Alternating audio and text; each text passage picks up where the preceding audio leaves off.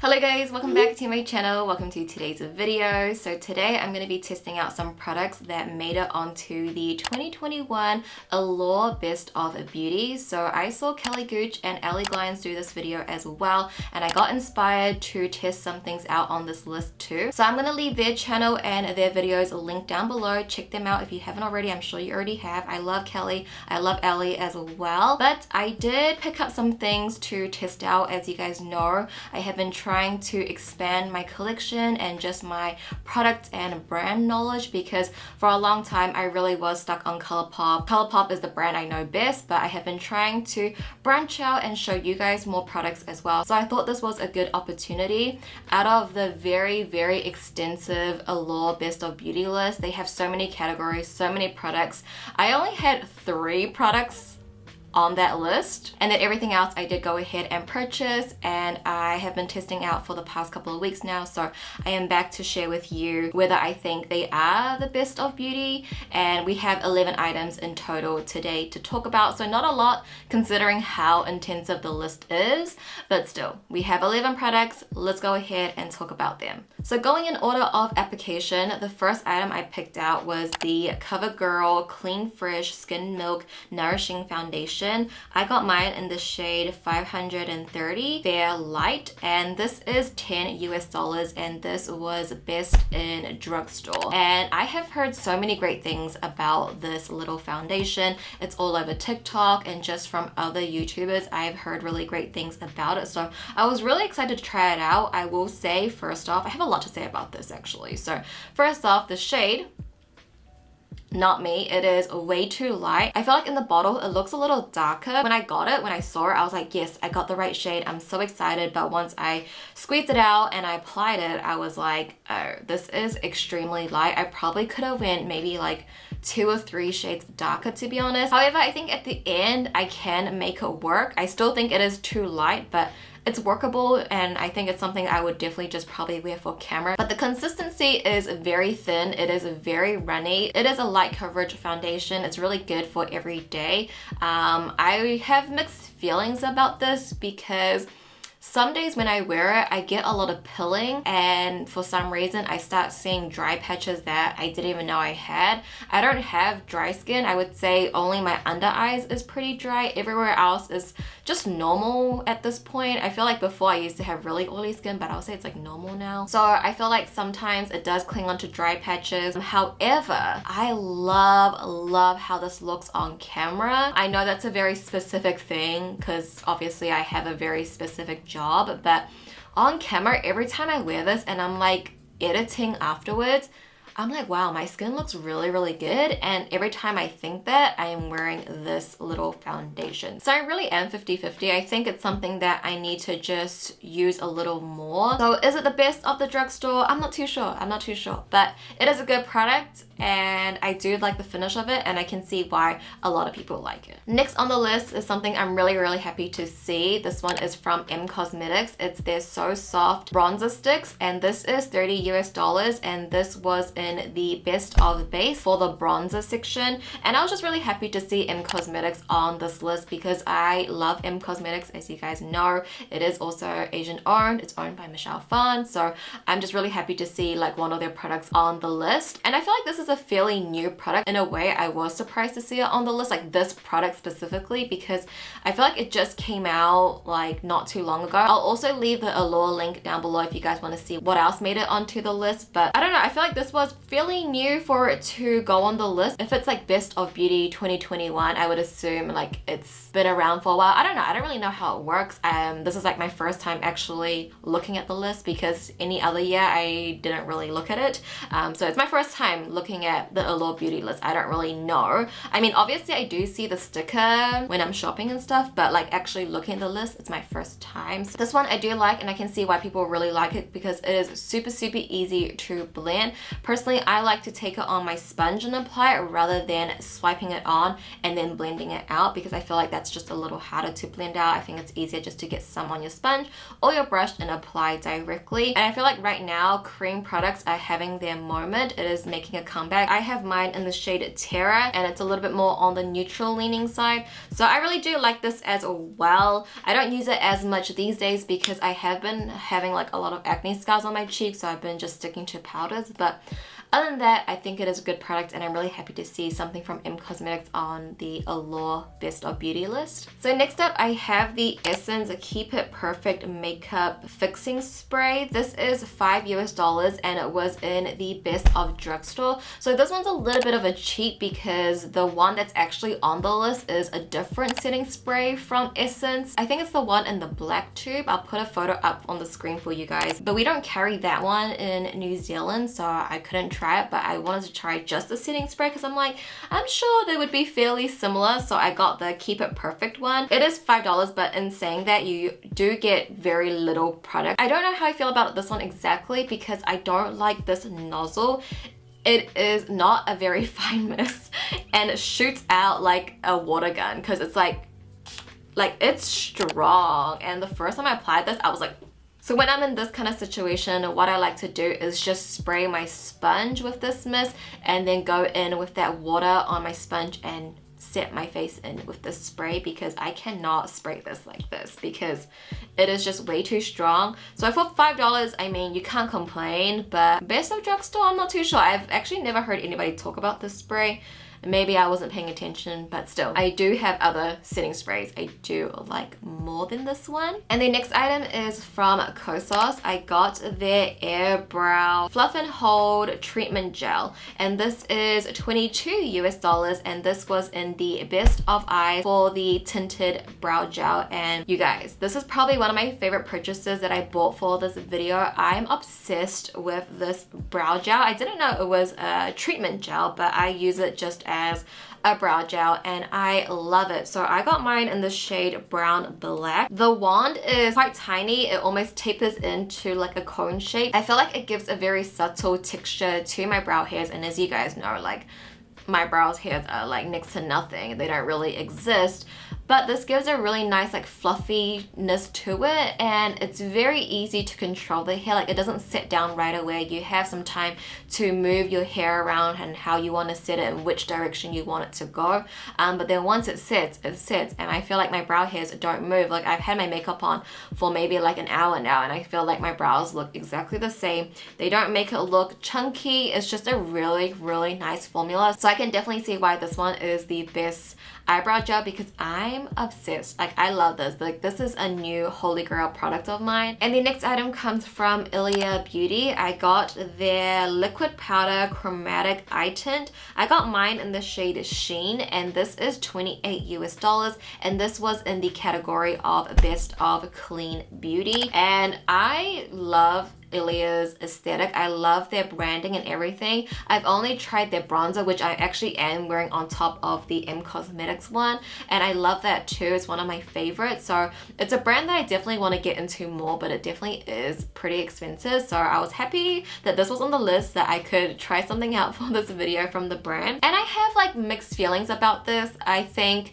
the first time I used it, I had a little bit of trouble trying to get it blended out. I think one thing with this formula is that it sets very quick. So like the name says, it's a liquid powder, so it applies on like a liquid but it dries down to a powder. So with that being said, you don't have much time to really maneuver the product. The first time I used it, I applied it on my eye directly with this wand and then I blended it out. By the time I got my brush out and to blend it out, it kind of already set and you just saw where I exactly applied it. So what I like to do is actually take a fluffy brush and get some product off the wand and then apply it, so that way I can just start off with something very diffuse instead of stamping on the product, because if you stamp it on, it's going to be very hard to blend out because it dries very quick. So with that being said, it does dry down quick, which means it does sit in place for a long time. For a liquid product, I don't see this creasing or anything, and I really like the shade that I got. So in the cutaway that you're seeing, I did use it as an eye base, and then I went on top with other eyeshadows from my Red Dragon palette,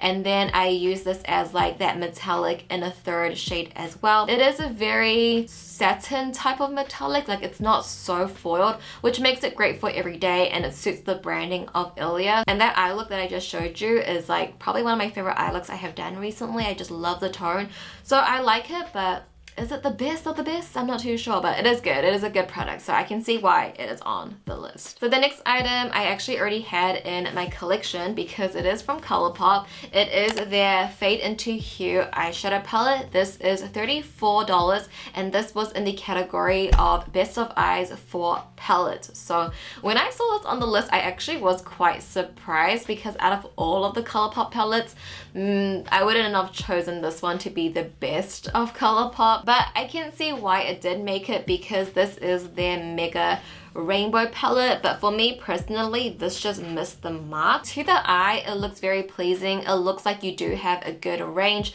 Today I am wearing obviously the purple row here, but in this rainbow palette, first off, they are missing a red. I feel like if they had a red, I would probably have loved this palette way more. For me personally, I do prefer smaller palettes, so if I was to do something colorful, I probably would just go in with their monochromatic palettes. But in saying that, if you don't want to get multiple 9-pan palettes, then this would be a good option. However, there is a lot of pressed glitters in here, and a lot of the mattes have a lot of those sparkles in them. They're not complete matte, so it is a very sparkly palette. However, it's still a good palette. It's not my favorite because I think I'm just loyal to the original 9-pan monochromatic palettes that I don't really go into mega palettes so often. But I mean, I really like this eye look that I created from the purple row. But for me personally, if I had to choose best of ColourPop palette in 2021, it wouldn't be this palette. Alright, so the next item comes from Stila. This is their Stay All Day dual-ended waterproof liquid eyeliner, and this is $28, and this was in the category of Best of Eyes for liquid eyeliner. And I picked this up and I just thought the idea of this was so smart because essentially on one side of the eyeliner you get the original side, which is their felt tip liner, and then on the other end you get a little teeny tiny micro eyeliner, and I just love this. This would be great for detail work. I wish I had this eyeliner when I did my butterfly look. I'll put a photo here. This day was a struggle because my liquid liner actually ran out. Something like this that has a lot of detail work, having that little micro liner would be so helpful. For the original side, the actual felt tip part is quite long, longer than I'm used to from an eyeliner. So for me, it's a little struggle to use because it is a felt pen. I do prefer a brush as it is more like flexible to work with. I feel like a felt pen is a little stiff. However, the formula is really nice. I used it today, but obviously I did go over it with some black eyeshadow. However, I still like the formula. I think it glides on really well. It's pigmented. It's a great eyeliner, to be honest, and I really like this concept. I haven't seen any other brand do this, and I think it is just genius, and I can see why this was best eyeliner because I think the concept is really amazing. Next up, we have a mascara from CoverGirl. This is their Lash Blast Clean Mascara, and this is $11, and this was in the category of Best of Eyes for lengthening mascara. And I've actually never tried a CoverGirl mascara, not even when I was young, before I was cruelty free, and now that CoverGirl is cruelty free. I wanted to try some of their products, but I didn't know what to try. These two products are probably like my first ever CoverGirl products. I know, crazy. But I got this mascara to try it out. I had high hopes because I've heard really great things about CoverGirl mascaras. I wasn't sure exactly which mascara people liked, but I just heard great things about them in general, so I was really excited to try this out. But personally for me and my short straight lashes, this is not a mascara I personally like. I think first off, the wand, it is just so chubby, like it's so thick, and the bristles are so short close to the chubby wand, so I find it very hard to apply. And honestly, because I do have very short lashes, like I wouldn't say I'm too fussy over mascaras, but personally I can't really tell what's lengthening, what's volumizing, all of those keywords to a mascara. Like I really don't know. I just try it, and if it works, it works. I don't know if it's lengthening, I don't know if it's whatever it is. So lengthening, I'm not sure. Because it's so hard to apply for me, and I don't really like how this makes my lashes look. Maybe I don't like a lengthening mascara because I like mascaras that, you know, a little more chunky. Like the formula gives some like thickness. I don't mind spider lashes, honestly, on me, because I'll take it. It's not my favorite, but with that being said, I'm not like a pro mascara person. Like you can always see I'm always wearing false lashes, so you know, like mascaras, I'm not that well knowledge on it. So personally for me, I don't like it, but maybe generally people do. But the next product is a fave. This one is from Tower 28. This is their Beach Please Luminous Tinted Balm. It is $20 and this was in the Best of Clean Beauty, and I have mine in the shade Magic Hour. I got this as a gift for my birthday this year from my friend, and let me tell you, so it says that it's a luminous balm. I use this as a cream blush. It's what I'm wearing on my cheeks today. I absolutely love this. I love the shade. It applies on really well on top of powder as well, which is what I did today. Tower 28 is also an Asian owned business. It's just so hard to describe. Like when I first applied this for the first time, I fell in love. It is one of my favorite cream blushes. Like I have a blush in my project pan that I also love, but I always find myself gravitating towards this a lot of the times, like for natural makeup, for full glam makeup, like whatever it is. Like I just love it. I love this. I would highly recommend. I'm so happy to see it on the list, and it's truly well deserved. And then we have a highlighter. This one is from Stila. This is their Heaven's Hue highlighter. I got mine in the shade Kitten, and this is $32, and this was in the category of Best of a Base for cream highlighter. I thought it would be like the Super Shock, where it is very soft and bouncy, which you can slightly put your finger imprint in there, but it's kind of like solid in a way, you know, like it's not so like, okay, maybe if I really press hard I can make a dent, but it's not like Super Shock bouncy softness. However, this is a pretty intense highlight. It's what I'm wearing today. If you love a metallic high shine highlight, you would love this. So I can see why it's on the list. Like I fell in love with this highlighter so much because I do love a good metallic highlight, you know? So I have been really enjoying this highlighter actually. I will say though, you know, because we do have the Super Shock highlighter, I would say it's very comparable once it's on the cheeks. I would say this one is probably a little bit more satin and metallic than the ColourPop ones. It's still a really great product. I have actually been trying a lot from Stila recently, and I've been really loving everything that I have gotten from them. I'm actually wearing one of their liquid lipsticks right now. And finally, onto the last product that I have from the Allure Best of Beauty list. This one comes from Bite Beauty. This one is their Power Move Soft Matte Lipstick. It is $28, and this one the Best Berry Lipstick, and I've actually been wanting to try out the Power Move lipstick from Bite. It was on my wish list, but not this shade specifically. So the shade specifically that they said was Mulberry. First off, the shade wise, I would say it swatches and it looks quite berry, but I find that once it's on the lips, it's almost like a red with a berry underbase. Like it's a in between. It's like not too red, but it's not too berry. It's like in between that. And even on camera, it comes off very red as well, but I feel like in person it does look a little bit more berry. But the formula on these are really nice as well. Like I really love this. It's so comfortable. It does have like a matte finish, but it doesn't enhance the lines on your lips. It's very comfortable to wear, and it's very smooth. It's very pigmented. I love the finish that you can get from it. You get like a little blotted look from it too. So I really like this formula, but now that I have tried one, I'm really keen to get another one. They also do have a small fragrance to it. It just smells like, I don't know, like butter. And the shade is really pretty as well. It's a great lip for the fall time or for the holiday season that's coming up. Alright you guys, so those were all the products that I got to try from the Best of Beauty list from Allure, their 2021 edition. I had a lot of fun with this video and just trying some new products out. I would say for the most part, I agree and I can see why it's on the list. Some other products I'm not so sure, but at the end of the day, it is all personal preference. Hopefully maybe in the 2022 Allure Beauty list, I will have more than 11 products to share my thoughts on, but I'll leave that article down below. I would love to know what you guys think is like very deserving to be on that list and you want me to try, because I'll try it. Like I'm open to trying. I feel like I can afford it now. This time last year, I probably couldn't afford to like buy so much makeup and test new things out, but I'm a little bit more comfortable where I can, not too much, but I can try some more things out like I did today.